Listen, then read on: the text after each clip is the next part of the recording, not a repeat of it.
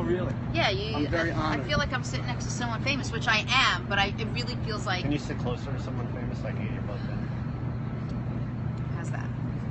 Well, you just straight. I'm closer to you. Closer. Sit on his lap. Not on the first show. Give me like at least another week. All right. Yeah? You ready? You good, Connor? How's Connor doing with... Connor actually, so many dates, it's hard to Really? keep up with Connor. He's actually been on 4 dates while he's been holding the camera. Holding the camera. I didn't even know. Connor, this is it. Connor didn't even know. He was far and wide to meet you. Yeah? Wow. Yeah. Yes. We did this on the Today Show once. One of the production managers just randomly said, "Is anyone interested in dating you?" Right. And apparently everybody was. So hashtag, if you want to date with Connor. Which we hashtag it. Date with Connor. Or Jenna's date with Connor. jennawolfeshow. No, don't make it too Get it. complicated. That'll be like, Date with Connor. Date with Connor. Date with Connor. Hashtag Yeah. date with Connor. There's Connor. Come on, look at that. This is the dating show for Connor. All right. Getting hearts and thumbs up and everything.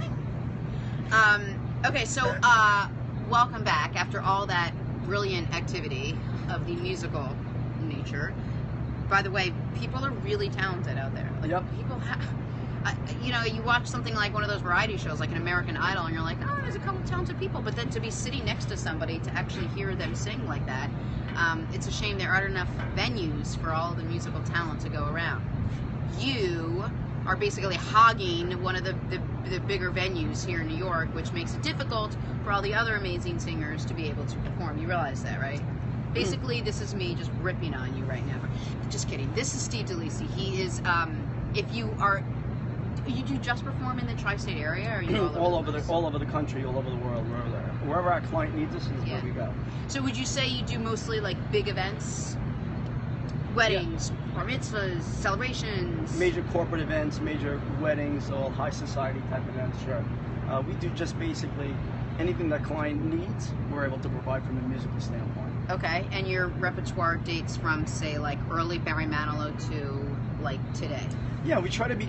You have to be current in today's market. Okay. And know really what's really out there on the radio. It's really the top 50, the top 100 songs, and really make sure that you're staying relevant and current in the way in the music, as the music is done right now. But really, it's about creating moments. Because wherever you're going, this is their biggest day. Exactly. Whatever the event is, exactly. All they care about is everyone having a good time, and that falls on your shoulders. Right, and whether it's a charity event, because you want to kind of, and people don't do this or really correlate the two, but when you have really good entertainment at a charity event, it really drives the revenue of the charity event. And I like to say that from our standpoint, we're very much in the American Cancer Society and Wings Over Wall Street, a lot of these philanthropic type organizations to raise money. And I think from a musical standpoint, we really add and lend a lot to that by driving the revenue. How long have you been doing this? And we should say you're under the umbrella, the Hank Lane umbrella. That's correct. Okay. That's correct. I moved my band over to Hank Lane in 2000. Okay. So there goes how long I've been doing this. What were you doing in like 1999? Nothing to do with singing? I was doing Star Search. I did Star Search back then. Oh, very cool. And there's a lot of stories that we could do on another show with Whitney Houston and Bobby Brown and that whole scenario there. But wow. Yeah, I started off with those Star Search shows back then. Back then, that was the only venue to get yourself made and get yourself on TV. And I did that. What was that? Is that like the American Idols and the Voice of today? Completely different. Tell me. Completely different. You kind of knew if you were going to win when you got on the show already. Oh, really? It was that. You went through a series of probably like auditions. Yeah, you went through a series of auditions. But what they really did is, once they had you, they marketed you to see where was that talent. Where was your talent going to land? Was it a TV sitcom? Was it in country music? Was it in R&B? Was it in MOR, which is middle of the road? Right. And once they started to get any type of traction on that, then you would lose and move on to that. Gotcha. So, it was like back then the show was built really to find artists and manage artists. All right. That was the conduit for it. I think the American Idol, that just went off the air was a great conduit, but that really gained a lot of legs because they found Kelly Clarkson the first season. They found a lot of people, right? Yeah. They found a lot of people, but I think what really gave the show legs was that right out of the box they had credibility where she became a bona fide star. But how much of that was her? How much of that was them pushing her and the producers behind the show? Or is she very? Is she one of the most talented? I think she's really talented. Okay. I think she's got a great set of pipes. You got a great set of pipes there, Kelly. Yeah, great set of pipes. Kelly's got a great set of pipes. Yeah, you do. And she was marketed really well. And I think, you know, this what I like about today is that the young talent that we have coming into Hank Lane, there's a lot of different venues that they can showcase themselves now. Right. Which is a good thing because it kind of keeps them in the industry. Right. And doesn't let them leave the industry, which I think for our business is good because we have a wonderful crop of young talent always coming through. Go back to Star Search, right? Did you ever meet anyone back there that became wildly successful, or did you ever see anyone or cross paths with anyone besides yourself? Obviously, bumped into Sam Harris a few times. Okay. And Sam had a brief moment. Okay. But that was it. I don't think the show really, you know, there's a lot of other acts came out of Star Search that were not musical related. Okay. Like Sinbad was on, the comedian. Right. He had a great career. Yeah. So I would think that there's a lot of comedic acts that came out of it. But I think from a musical standpoint, I think the only band that really did anything out of Star Search back then was a band called Sawyer Brown. And then, you don't remember them. No. They were hot back then. Okay. In the late 90s. Yeah. But that was really it. Do you watch shows today like that? Do you watch like an American Idol or a Voice or America's Got Talent or any of these? Yeah. I kind of like The Voice. Mm-hmm. I think The Voice is a pretty cool show because they're all produced. I mean, you know what it's like, so right. You understand that it's got to have a beginning, a middle, and an end. Right. And the story's got to have an arc, and you have to have a story. Yeah. And most of these acts do. But there are some really, really talented singers that they're finding on it that they're actually putting into the show. And not that the other ones don't, but some of these AGT shows, right. They'll just put in novelty acts for the sake of filling time and maybe beating people up and so on and so forth. And that's not what I'm about. So I don't kind of like that. We're talking to Steve DeLisi. He's a wildly successful singer, does tons of events, and you recently did a wedding for someone I knew that actually like came up to you and said something, and every time I say that I'm going to talk to you, people somehow know you through someone else. So it's been a fun career. I'm sure you've met and seen more things than you could possibly imagine. Yeah. Did you always know this is what you were going to do? Yes. You were a singer from day one, right? You know what? I think when you're young, and you're at that age where you're trying to find yourself and find your way. Yeah. When you excel at something, you get adulation for it. You kind of like, oh, this is cool. I kind of like doing it. Right? Yeah. So I always got that when I was singing. So I always sang my whole life, adolescent years up to where I am now. How many people come up to you and just quote lines from The Wedding Singer? All the time? All the time? Yeah. Most of the time? All the time? Well, kind of funny, the Daily News, when that movie came out, did a big article on The Wedding Singer movie and me as the antithesis of The Wedding Singer. So there's a picture of Adam Sandler and there's a picture of me and say, this is what the movie's about, but this is what the real industry's about. Right. And there was a big article, 2-page article on me in the Daily News back then on that because they wanted to put, what's the credible side of it, you know? Yeah. So that was kind of cool. That was kind of cool. You know, if I blur my vision a little bit and I move back just a hair, there is you know this, I'm sure you're not the first person to hear this, there's a little John Travolta, Adam Sandler in you. Do you see it? I got, do you guys see it? Do you see it? I got John Travolta. I get the Baldwin brothers more than Yes. Travolta. Yeah, that's what I've got. It's your eyes. When you took the glasses off, I was like, oh, okay, so that's someone different than I was talking to with the glasses on. Right. That's, yeah. Okay. Yeah. Okay. But I think the fun part of it is not only creating moments for these set clients, but you know, there's a lot of like mid-tier type of a lot of celebrity acts that we'll do joint ventures with. So there's, you know, last year I was able to perform a Lionel Richie at an event, Oh, and really? that was just magical experience. For me. Sure. Because you know he comes on, he does 45 minutes of his hits, and it's like really, really cool. How does that work? And then you get to sing with him, you sing after Well, him? my band backed him up, so to speak, and Yeah. he played along with us, and we sang some backups together and stuff like that. But you know, Lionel is just just an amazing. The best. It's just an amazing experience. Listening to him, as a musician, but as a person, being very approachable and so on and so forth. That was great. He was nice to you. Really, really cool. Really because what happens, you and I are in the industry, so we come across people all the time that we either admired or have loved forever and thought they were great, and it turns out that not so much, right? The bubble sort of gets busted a little bit. Yeah, and the common thread is, but really the common thread, I think, which I'm noticing more and more, is that at the end of the day, they're just musicians. Well, at the end of the day, we're all just people. Yeah, we're right? people, But it musicians. doesn't work that way sometimes. Yeah. People buy into the hype so often, and you watch it happen, and you watch them grow, and the head kind of explodes a little bit, and then it becomes difficult to manage and to look up to that person. But I'm so glad you had a good experience with Lionel Richie. Yeah, it was really, really great. And then the other ones that I've had, I have to say, have all been really pleasant. They're at the end of the day when you catch them offline and stuff like that, they're just really musicians. Give me some other people. And if it's a gig and it's a gig and they're open, they'll do the gig. They will. Which is really cool. Yeah. Who have you loved playing with? Who have I loved playing? An experience. I mean, I'm sure Lionel was an experience. Yeah, Lionel was a really good experience.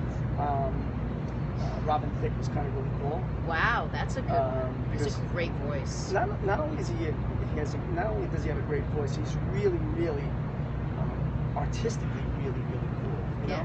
And when he knows what he wants, and he's able to get to that point really quickly. We were doing a Friars Club roast for them. I forgot who was being honored, but he was one of the musical guests, and we do all the music for them.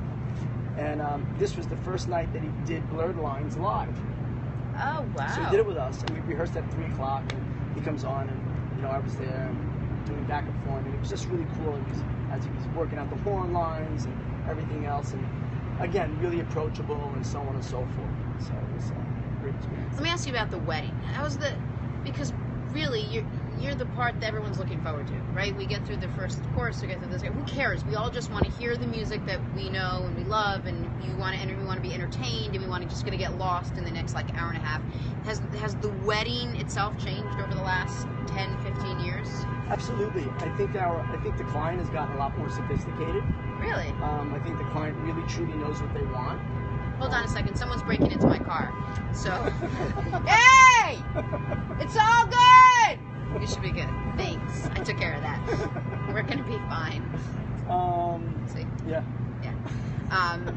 Okay, so the client's more sophisticated, meaning they know what music, they're not just leaving it up to you, or they know exactly how they want the They still want to micromanage it to a certain extent. Okay.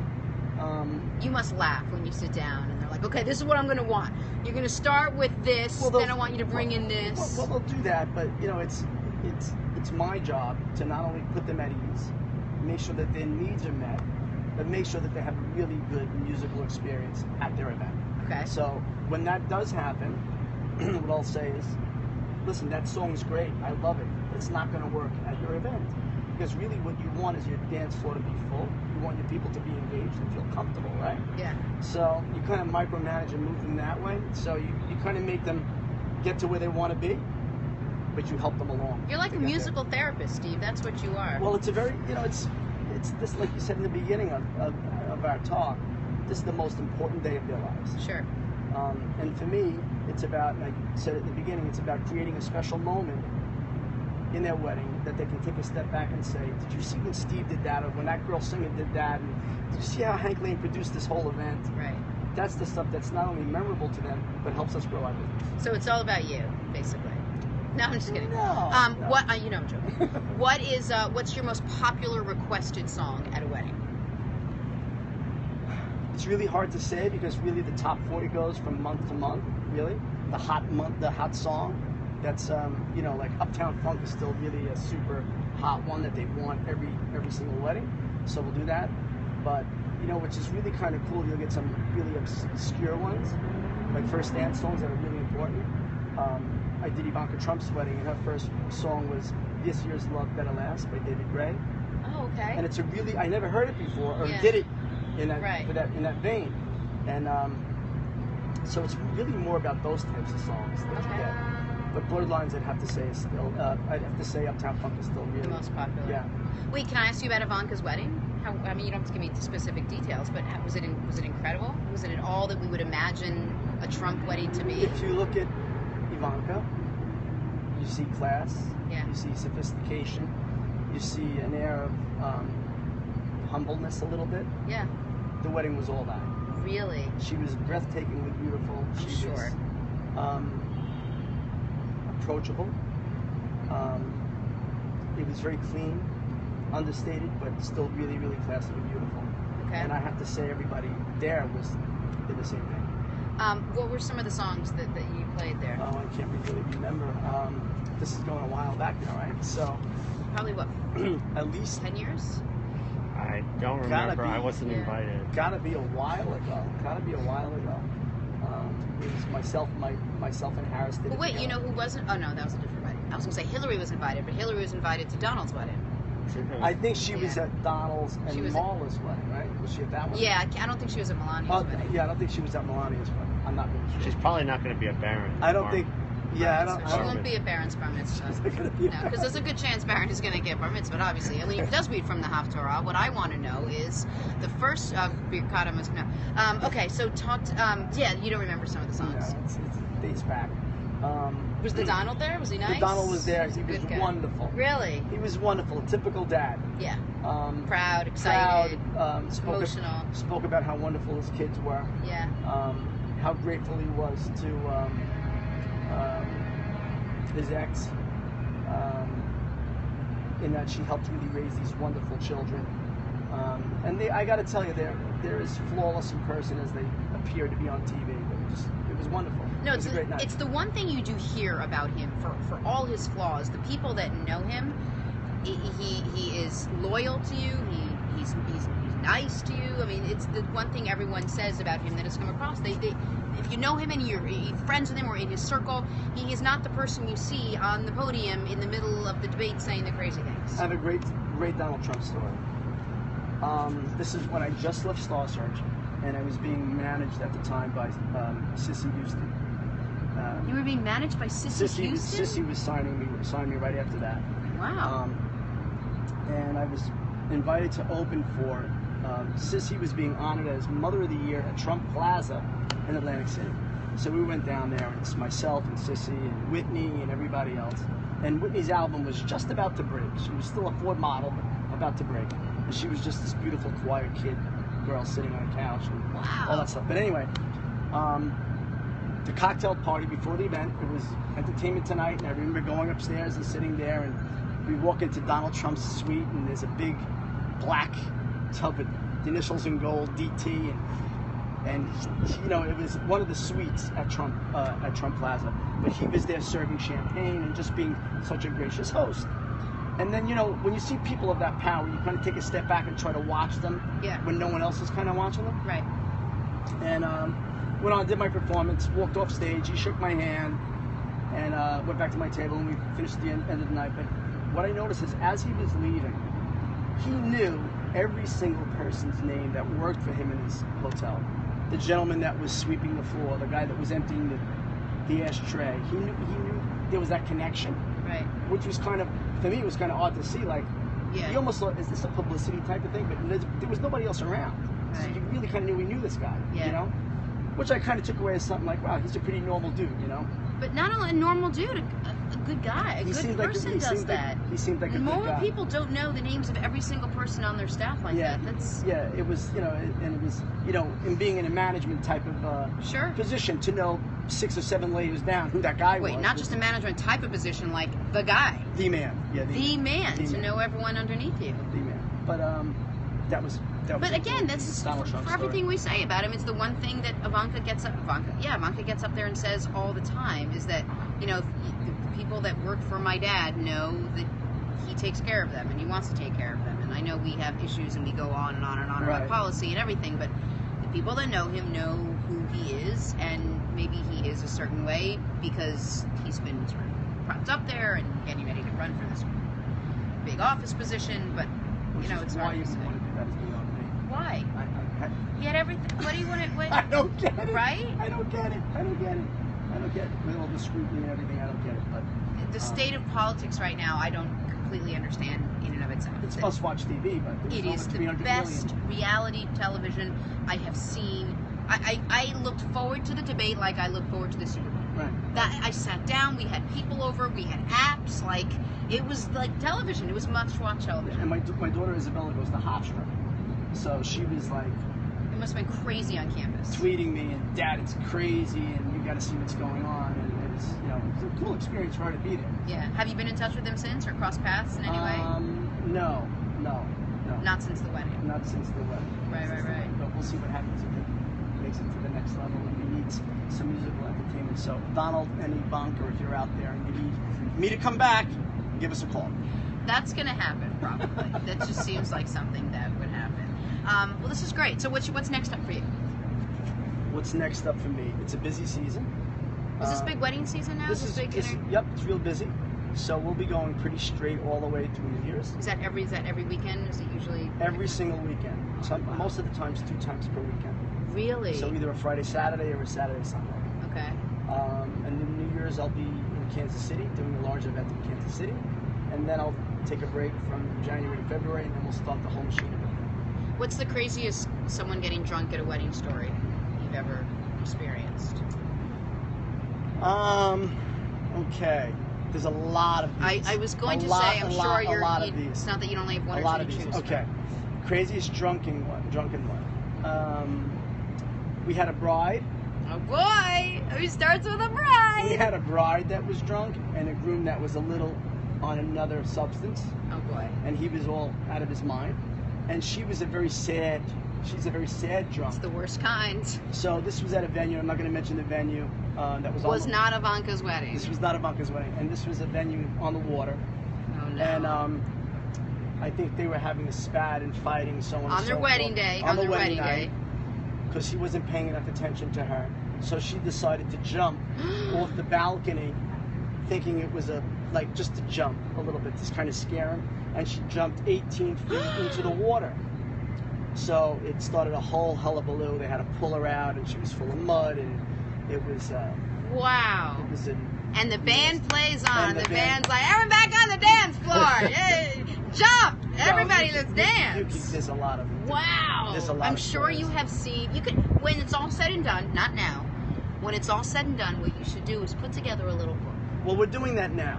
I'm doing that now. That was a good time also. Because I think it's, you have all these stories and it's not that they keep piling up.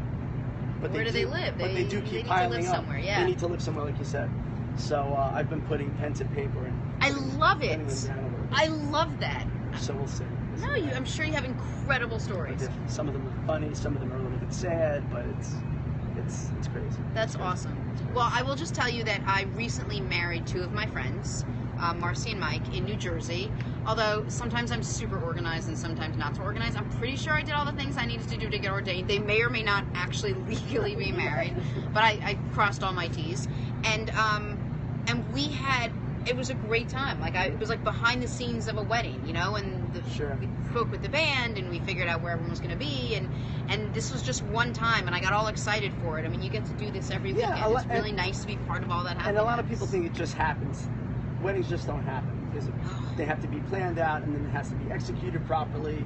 And like I said, you got to get Steve. There's a lot. You got to get Steve, or you got to get Hank Lane, one of our bands. Yeah. We have a lot of great bands, but it's all about execution. All right. So. Well, I want to thank you so much for coming and chatting with us. We'll have to come out and do something with.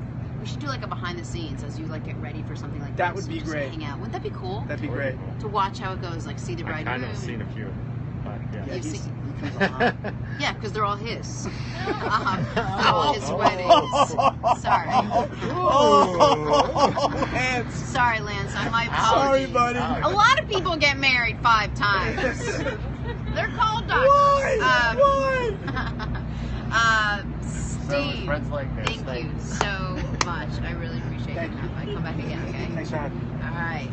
On that terribly disappointing note to you, I will take